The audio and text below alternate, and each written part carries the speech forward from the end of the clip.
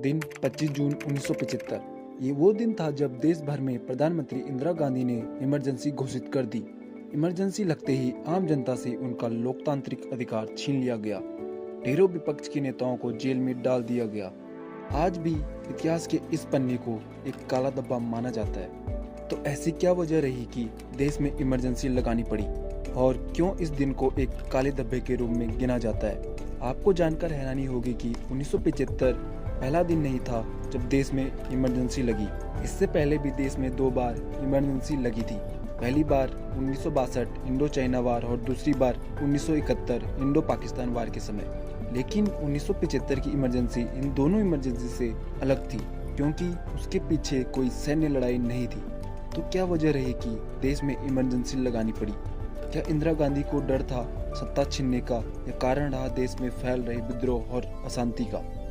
इंदिरा गांधी के द्वारा लगाई गई इमरजेंसी के पीछे वैसे तो सत्ता छीनने की वजह बताई जाती है, लेकिन और भी मुख्य कारण रहे इमरजेंसी लगाने के। आपातकाल की स्थिति मुख्यतः 4 कारणों से बनी। कई ऐसी घटनाएं, कई ऐसे विद्रोह हुए थे जिसके कारण 1975 में इमरजेंसी लगाने की नौबत आई। ये शुरुआत होती है 1969 से, जब कांग्रेस पार्टी सत्ता में थी और 4 से 5 ईयर वाला प्लान पर विचार कर रही थी। 1969 में कांग्रेस पार्टी डिसाइड करती है कि 14 प्राइवेट बैंकों को राष्ट्रवादी किया जाएगा। इसका मतलब ये था कि सरकार प्राइवेट कंपनियों से बैंकों का ओनरशिप ले लेगी। बहुत से बिजनेसमैन जैसे जेआरडी टाटा, इन्वेस्टर और शेयर होल्डर्स इस पॉलिसी का विरोध करते हैं। इंदिरा गांधी का कहना था कि बैंक्स को राष्ट्रवादी करने से इनकी शाखाएं देश के सभी कोनों तक पहुंच सकती हैं, जिसके कारण गरीब से गरीब व्यक्ति को सर्विस मिल सकती है। लेकिन बैंक के शेयर होल्डर इस पॉलिसी से बिल्कुल भी खुश नहीं थे, जिसके बाद सेंट्रल बैंक ऑफ इंडिया के share holder Rustam Singh Cooper supreme court में चले जाते हैं। इस डिसीजन को लेकर सुप्रीम कोर्ट ने इन बैंक और शेयर होल्डर के पक्ष में फैसला सुनाया और कोर्ट के द्वारा सरकार के अध्यादेश को निरस्त कर दिया गया। फिर से कुछ सालों बाद सरकार एक बिल लेकर आती है प्रिवी पर्स को खत्म करने के लिए, लेकिन ये बिल राज्यसभा में पास नहीं हो पाता। इसके बावजूद सरकार हार नहीं मानती और एक नई तकनीक अपनाती है। गांधी सरकार घोषणा करती है कि देसी रियासत को मान्यता नहीं दी जाएगी, इसलिए प्रिवी पर्स की कोई जरूरत ही नहीं पड़ेगी। इससे देश में कोई रूलिंग फैमिली नहीं बचेंगी। ये बिल एक बार फिर सुप्रीम कोर्ट में जाता है और एक बार फिर सुप्रीम कोर्ट सरकार के इस बिल को खारिज कर देती है। लेकिन इंदिरा गांधी सरकार एक बार फिर इस बिल में एक और संवैधानिक संशोधन करती है, जिसमें कहा जाता है कि रूलिंग फैमिलीज के लिए प्रिवी पर्स को हटा दिया जाएगा, जिसके बाद सरकार द्वारा कोर्ट के फैसले को रिवर्स कर दिया जाता है और यहीं से शुरू होती है इंदिरा गांधी सरकार और कोर्ट के बीच की लड़ाई। उस वक्त की जो रॉयल फैमिलीज थी वो सरकार के इस फैसले से काफी नाराज थी और रॉयल फैमिलीज ने चुनाव लड़कर इस फैसले के खिलाफ प्रोटेस्ट करने की सोची। उस वक्त नवाब ऑफ पटौदी थे मंसूर खान पटौदी। एमके पटौदी गुड़गांव से चुनाव लड़े, लेकिन उन्हें 5% वोट भी नहीं मिल पाए। वहीं दूसरी तरफ और एक रॉयल फैमिली विजय राजे सिंधिया और माधवराज सिंधिया ने इलेक्शन लड़ा और उन्हें जीत हासिल हुई। इन्हीं घटनाओं के चलते सरकार का रुख इमरजेंसी की ओर मुड़ा।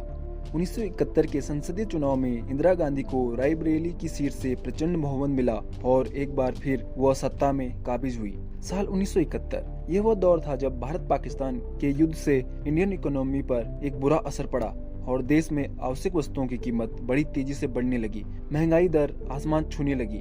वहीं अब तक कांग्रेस इतनी पावरफुल पार्टी बन चुकी थी कि पार्टी के अंदर भी भ्रष्टाचार देखने को मिल रहा था। इंदिरा गांधी के प्रिंसिपल सेक्रेटरी पीएन हास्कर ने खुद इस बात को पॉइंट आउट किया। वहीं स्टेट गवर्नमेंट की हालत इससे भी खराब हो चुकी थी। वहीं इससे पहले 1973 में दुनिया में ऑयल क्राइसिस देखने को मिला।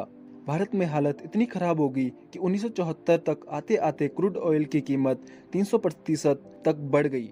महंगाई इतनी बढ़ गई कि इससे एक बार फिर आम जनता की जेब पर असर पड़ने लगा। इसी साल गुजरात से प्रेरित होकर बिहार में छात्र आंदोलन शुरू हुआ। कांग्रेस सरकार में हो रहे भ्रष्टाचार के खिलाफ बिहार के छात्र अपनी आवाज उठाते हैं। बिहार सरकार को बर्खास्त करने की मांग की जाती है। इस आंदोलन को सफल बनाने के लिए विपक्षी पार्टियों ने अपनी पूरी ताकत झोंक दी। इस विद्रोह का नेतृत्व स्वतंत्रता सेनानी जयप्रकाश नारायण ने किया, जो जेपी के नाम से जाने जाते थे। इसलिए इस आंदोलन को जेपी आंदोलन कहा जाता है। बिहार में दूसरा विरोध प्रदर्शन उस वक्त हुआ जब इंदिरा गांधी ने बिहार विधानसभा के निलंबन को स्वीकार नहीं किया। इतिहासकारों का मानना है कि आपातकाल घोषित करने के लिए जेपी आंदोलन महत्वपूर्ण था। बिहार में जब जेपी आंदोलन की आग लगी हुई थी तो उसी दौरान समाजवादी नेता जॉर्ज फर्नांडिस के नेतृत्व में रेलवे की हड़ताल की घोषणा की गई, जिससे पूरे देश में रेल सेवा प्रभावित हुई। मई 1974 में शुरू हुआ रेलवे हड़ताल 3 हफ्तों तक चला। इस हड़ताल में लगभग 17 लाख से ज्यादा कर्मचारी शामिल हुए। ये उस वक्त की दुनिया की सबसे बड़ी इंडस्ट्रियल स्ट्राइक थी। पूरा राशन, पूरा काम, नहीं तो होगा चक्का जाम। जनता का दिल बोल रहा है, इंदिरा का सिंहासन डोल रहा है। इन नारों को इन आंदोलनों में बड़ी तेजी से उठाया जा रहा था। 1 साल गुजरने के बाद भी इंदिरा गांधी नर्म नहीं पड़ी। इंदिरा गांधी का कहना था कि जो ये आंदोलन है वो डेमोक्रेसी को खत्म कर रहा है, ये foreign funded anti national movement protest हैं। इसके बाद भी प्रोटेस्ट चलते रहे। इंदिरा के लिए एक और मुसीबत बने समाजवादी नेता राजनारायण, जिन्होंने इलाहाबाद हाई कोर्ट में इंदिरा गांधी के खिलाफ याचिका दायर की थी। राजनारायण वही नेता थे जो 1971 में हुए संसदीय चुनाव में रायबरेली सीट से इंदिरा गांधी से चुनाव हार गए थे। राजनारायण ने आरोप लगाया था कि इंदिरा गांधी ने अनुमति से अधिक पैसा खर्च किया और सरकारी अधिकारियों द्वारा उनका चुनाव अभियान चलाया गया। दिन था 19 मार्च 1975, जब इंदिरा गांधी इलाहाबाद हाई कोर्ट में सुनवाई के दौरान अपना बयान देने पहुंची। इसी के साथ ही इंदिरा गांधी अदालत में गवाही देने वाली भारत की पहली प्रधानमंत्री बनी। आपको जानकर हैरानी होगी कि उस समय इंदिरा गांधी के खिलाफ 14 क्राइम रिपोर्ट किए गए थे, लेकिन केवल 2 ही क्राइम के लिए इंदिरा गांधी को अपराधी माना गया। 12 जून 1975 को इलाहाबाद उच्च न्यायालय के न्यायमूर्ति सिन्हा ने इंदिरा गांधी के संसद के चुनाव को शून्य घोषित करने का फैसला दिया। हालांकि इंदिरा गांधी ने इसके बाद सुप्रीम कोर्ट में अपील करने के लिए 20 दिनों का समय मांगा, जिसके बाद 24 जून को सुप्रीम कोर्ट ने इलाहाबाद हाई कोर्ट के आदेश पर सशर्त रोक लगा दी और फैसला दिया कि इंदिरा गांधी संसद में उपस्थित हो सकती है। लेकिन सुप्रीम कोर्ट ने इसके साथ ये भी कहा कि जब तक अदालत उनकी अपील पर फैसला नहीं सुनाती है, तब तक इंदिरा गांधी को वोट देने की अनुमति नहीं दी जाएगी। जिसके बाद जेपी आंदोलन के नेताओं ने इंदिरा गांधी के इस्तीफे की मांग की। कहा जाता है कि राजनारायण याचिका पर सुनवाई भी इमरजेंसी के पीछे की अहम वजह रही। इमरजेंसी की स्थिति 3 कारणों से बनती है। पहला, इंटरनल एग्रेशन। अगर भारत किसी देश के साथ जंग पर जाता है तो इमरजेंसी लगाई जा सकती है। दूसरा कारण, एक्सटर्नल एग्रेशन। अगर किसी दूसरे देश के द्वारा भारत पर हमला किया जाता है तो इमरजेंसी लगाई जा सकती है। तीसरा कारण, अगर देश के अंदर कोई रिवलिन हो रही हो तो इमरजेंसी लगाई जा सकती है। पिछली जो दोनों इमरजेंसी लगी थी उसमें रीजन दिया गया इंटरनल एग्रेसिव का। वहीं 25 जून 1975 को इंदिरा गांधी अपने कुछ मिनिस्टर्स से बातचीत करके तीसरे इंटरनल रिवलिन के रीजन को लेकर राष्ट्रपति फखरुद्दीन अली अहमद को देश में इमरजेंसी लागू करने के लिए पत्र भेजती है और उस वक्त राष्ट्रपति फखरुद्दीन अली अहमद ने भारतीय संविधान की धारा 352 के अधीन आपातकाल की घोषणा कर देते हैं। 25 जून की रात को सरकार सभी न्यूज़पेपर ऑफिस की पावर सप्लाई कट कर देती है ताकि अगले दिन कोई भी न्यूज़पेपर प्रिंट न हो सके। दिन था 26 जून, जब सुबह सुबह इंदिरा गांधी द्वारा रेडियो पर इमरजेंसी की अनाउंसमेंट की जाती है। कारण तो कई रहे आपातकाल घोषित करने के, लेकिन जो पहला मुख्य कारण रहा वो हाई कोर्ट का जजमेंट रहा इंदिरा गांधी की सीट को शून्य घोषित करने का। दूसरा, जेपी नारायण आंदोलन।